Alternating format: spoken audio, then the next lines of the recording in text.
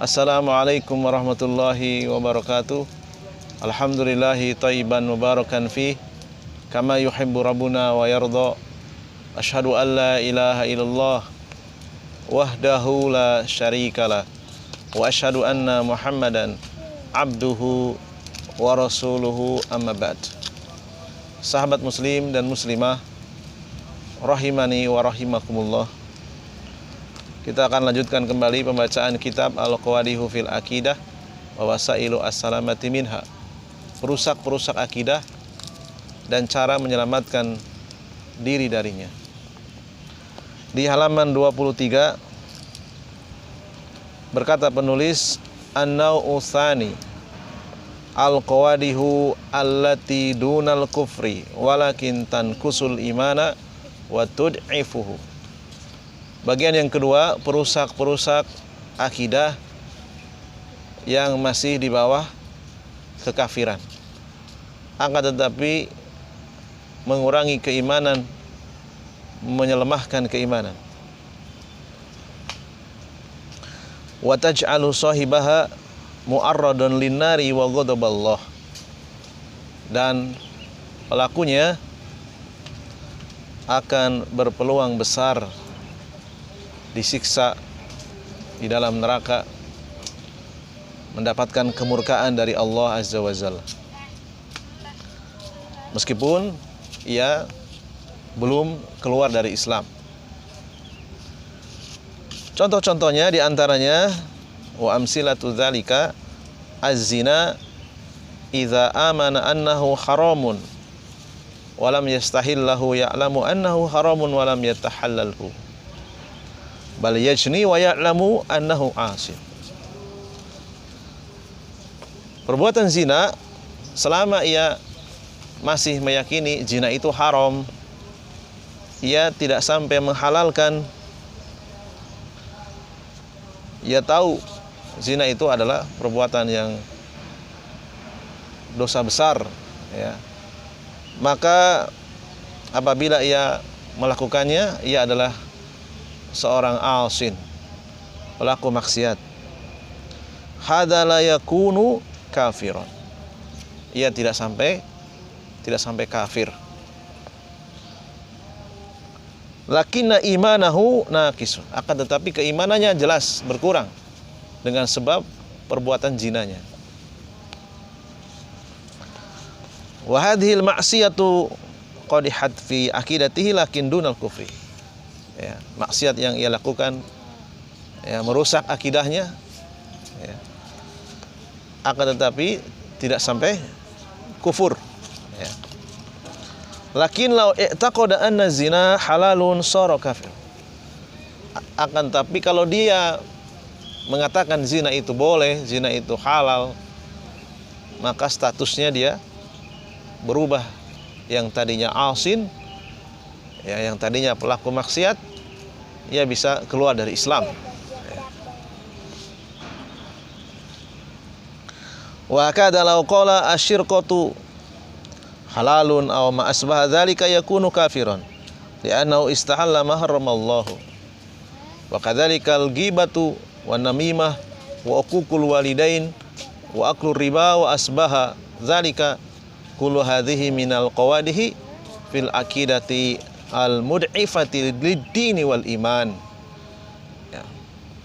Demikian juga jika ia mengatakan mencuri itu halal dan yang sejenisnya, maka ia bisa kufur, ya, karena ia menghalalkan apa yang telah Allah haramkan. Ya. Perbuatan-perbuatan yang sejenis dengan mencuri, diantaranya menyerobot harta, tanah, ya, aset yang bukan wewenangnya dengan cara menggosok. Maka kalau dia menghalalkan, maka ia bisa keluar dari Islam karena mengharamkan apa yang Allah haramkan. Demikian juga perbuatan yang lainnya seperti ghibah, namimah, adu domba, durhaka kepada kedua orang tua, memakan riba.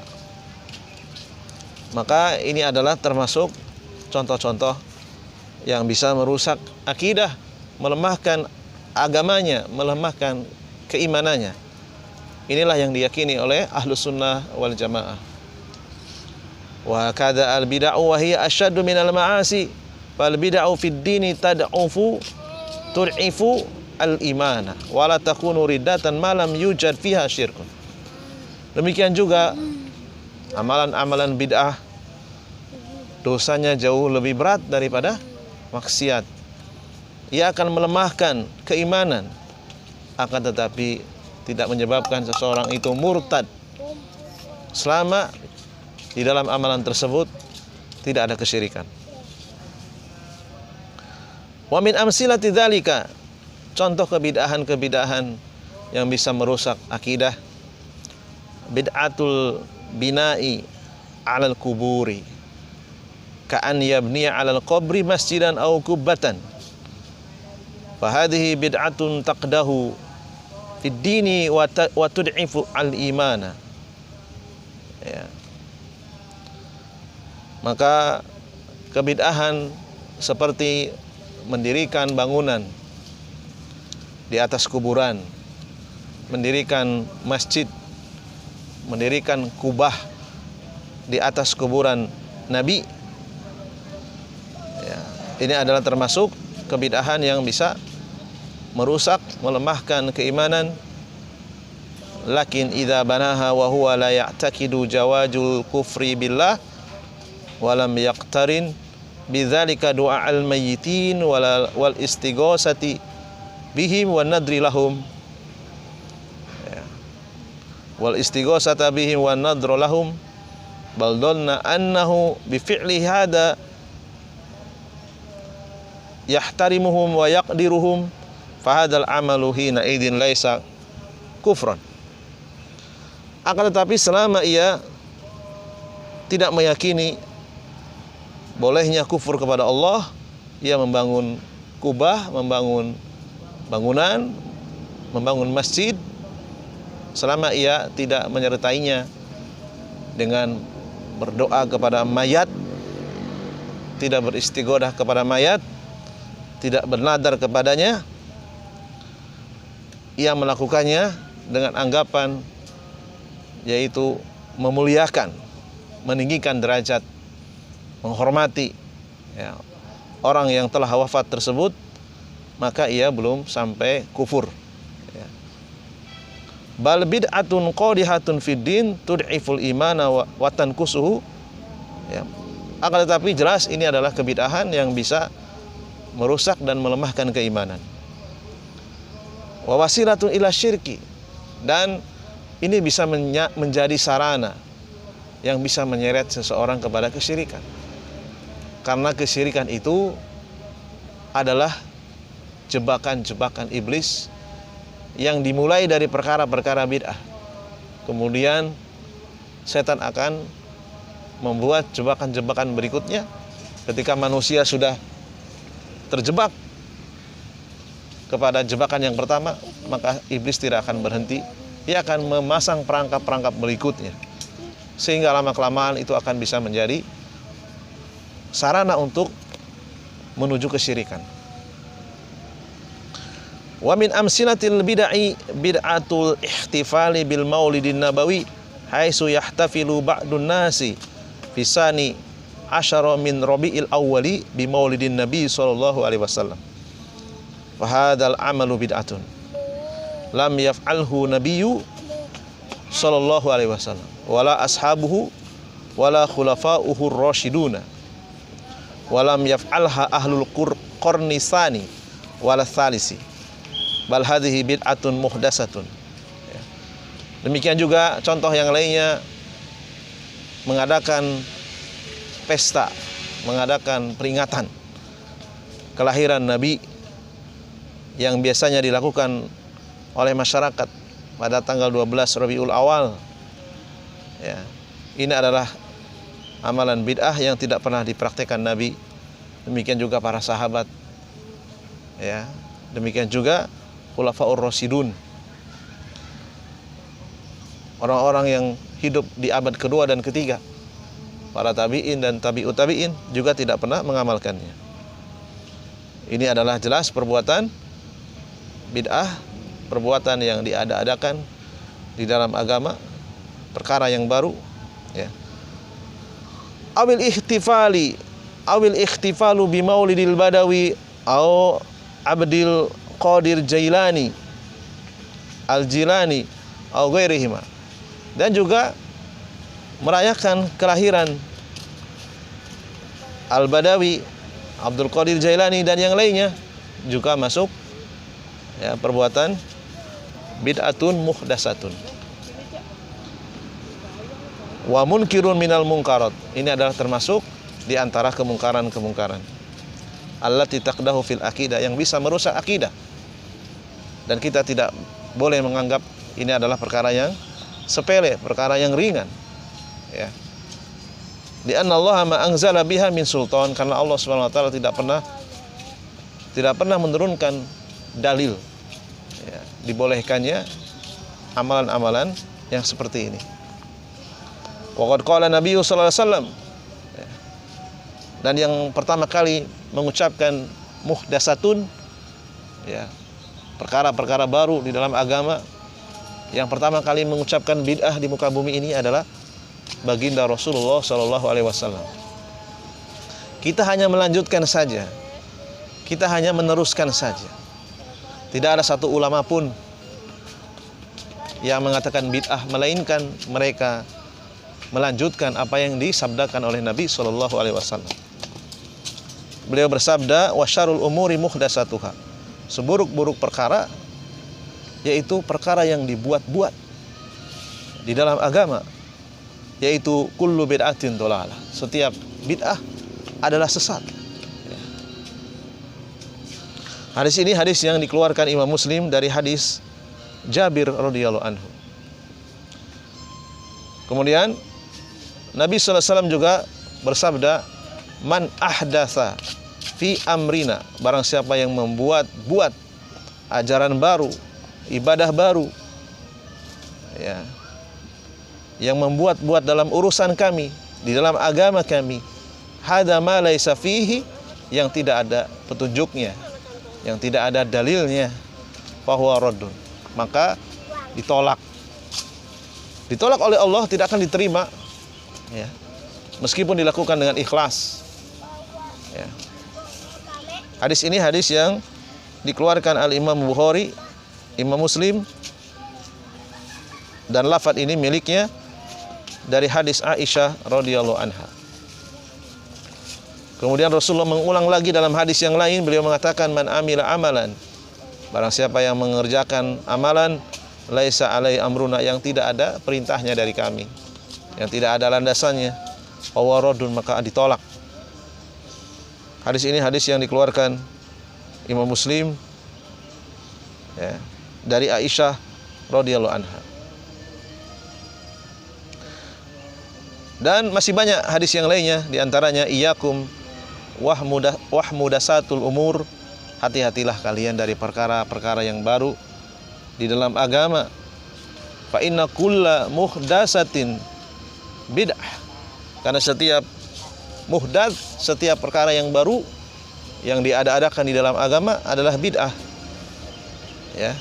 Wa kullu bid'atin dhalalah, dan setiap bid'ah itu sesat, ya. Hadis ini hadis yang dikeluarkan Imam Abu Dawud, Imam Tirmidzi, Ibnu Majah dari hadis Al-Irbad bin Syariyah, dan dinyatakan sahih oleh Syekh Al-Albani dalam kitabnya Shahihul Jami. Lihatlah, siapa yang pertama kali mengucapkan bid'ah, siapa yang pertama kali mengucapkan muhdats, tidak lain beliau Rasulullah sallallahu alaihi wasallam. Dan kita diperintahkan untuk menyampaikan kepada umat, ya, sampaikanlah dariku meskipun satu dalil, satu hadis, satu ayat, ya. Jadi kita hanya menyampaikan saja, kita hanya meneruskan apa yang beliau dakwahkan. Kalau ini tidak diteruskan, maka hadis ini tidak akan pernah diamalkan. Siapa yang akan mengamalkan hadis ini kalau tidak pernah diajarkan, kalau tidak pernah disampaikan? Tentu nanti agama kita akan bercampur dengan segala macam bentuk perkara-perkara yang muhdats, perkara-perkara yang baru. Dan tentunya ini adalah dicela oleh Allah dan Rasulnya. Fal bid'u minal qawadihi fid dini allati dunal kufri idza lam yakun fiha kufrun. kebid'ahan-kebid'ahan, bisa merusak akidah. Selama tidak ada kekufuran, maka amalan-amalan tersebut tidak menyebabkan seorang itu keluar dari Islam. Amma idza kana fil ihtifali bi maulidi da'watur rasuli sallallahu alaihi wasallam wal istighosatu bihi wa talabahu an-nasra wa sara syirkan billah. Namun kalau peringatan Maulid Nabi kemudian disertai di dalamnya berdoa kepada Rasulullah, yang mana Rasulullah tidak bisa mengijabahi doa kita, karena hak untuk menjawab doa itu adalah hak Allah. Beristighosah kepada Rasulullah, meminta hajat yang sangat mendesak, meminta pertolongan kepada Rasulullah, yang mana yang bisa melakukannya hanya Allah saja. Maka peringatan Maulid Nabi bisa berubah menjadi kesyirikan, syirik kepada Allah. Wa kadza du'ahum ya Rasulullah unsurna al-madad ya Rasulullah. Demikian juga di antara mereka ada yang berdoa kepada Rasulullah, ya Rasulullah, tolonglah kami ya Rasulullah. Al-Gaus, berikan kepada kami pertolongan, kami sangat membutuhkannya, kami sangat berhajat. Au i'tiqaduhum anna Rasulullah sallallahu alaihi wasallam ya'lamul ghaibah, atau ia berkeyakinan Rasulullah itu mengetahui perkara yang gaib. Au ghairuhu ka'i'tiqadi ba'di si'ati fi Aliin wal Hasani wal Husain annahum ya'lamunal ghaibah. Atau keyakinan sebagian kelompok Syiah, mereka meyakini Hasan, Husain, cucu Rasulullah sallallahu alaihi wasallam mengetahui perkara yang gaib. Kullu hadza syirkun wariddatun aniddin. Maka ini termasuk kesyirikan dan bisa menyebabkan seseorang itu murtad dari agama Islam. Dan perlu diketahui bahwasanya di dalam sejarah yang pertama kali merayakan kelahiran Nabi yaitu Syiah Bani Fatimiyah yang ada di Mesir, ya. Maka tentunya kita sebagai ahlu sunnah wal jamaah tidak perlu bertasyabuh dengan mereka, tidak perlu meniru-niru mereka. Cukup banyak amalan-amalan yang dicontohkan oleh Nabi yang bisa mendatangkan keridhaan dari Allah Subhanahu wa taala. Barangkali ini saja yang bisa kita sampaikan. Insyaallah taala kita akan lanjutkan pada sesi berikutnya. Dan mohon maaf atas segala kekurangannya. Subhanakallahumma wa bihamdika asyhadu an la ilaha illa anta astaghfiruka wa atubu ilaik. Assalamualaikum warahmatullahi wabarakatuh.